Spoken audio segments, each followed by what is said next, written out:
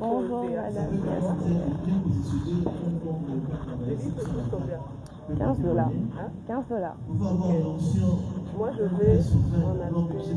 Je dois envoyer l'argent. Je ne vais pas fuir. Mais je vais en acheter 5 et on va donner aux gens. C'est un concours. Ne dites pas aux gens.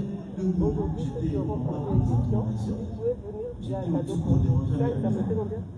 5, tu fais 15 fois 5, c'est pas ça? On va faire 60. Okay. Voilà. Ok, parle-moi de ton livre. Alors madame... Les autres, je n'ai pas vu ce que je pouvais acheter. C'est pour ça que... C'est ce que je fais toujours. Je ne viens pas seulement regarder, il faut mettre des actions dans les paroles. Je vous écoute. Alors voilà, les livres parlent d'abord mon parcours. Tu vas offrir un livre parce qu'ils vous ont fait venir gratuit. On est d'accord? D'accord madame. Ok.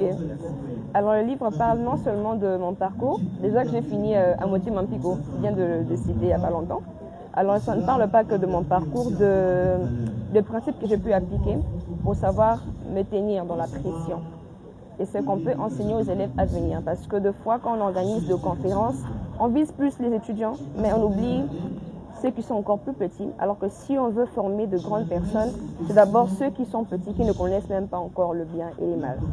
En prioritaire, d'abord, c'est ça. Et s'il faut aller dans le détail, les livres parlent aussi de 9 types d'intelligence, le triangle de Maslow où on parle de règles de priorité et surtout de l'intelligence artificielle. Autre part, il y a aussi comment un parent peut réagir quand un enfant est en pleine crise d'adolescence. Comment le parent peut avoir des arguments, comment le professeur peut agir. Parce que de nos jours, il y a eu plusieurs jeunes qui avaient de potentiel, il y a eu plusieurs jeunes qui avaient des talents, disons qui avaient même des visions, des très grandes visions, mais qui n'ont pas pu l'accomplir parce que, après avoir fait une crise d'adolescence, les professeurs la dénigraient devant tout le monde. Et personnellement, je fais partie de ces personnes. J'avais des visions, même pour écrire, on me disait, mais tu regardes bien la jeunesse de la RDC, tu regardes la jeunesse de Tchangou, penses-tu qu'on va vraiment lire ton livre? Mais après, voilà, je pense que ces témoignages pourra vraiment servir pour la jeunesse congolaise et surtout pour nos enfants, sachant que nous visons un pays très grand. Est-ce que ton livre se vend? Bon, sur une échelle de 1 à 10, je dirais 3.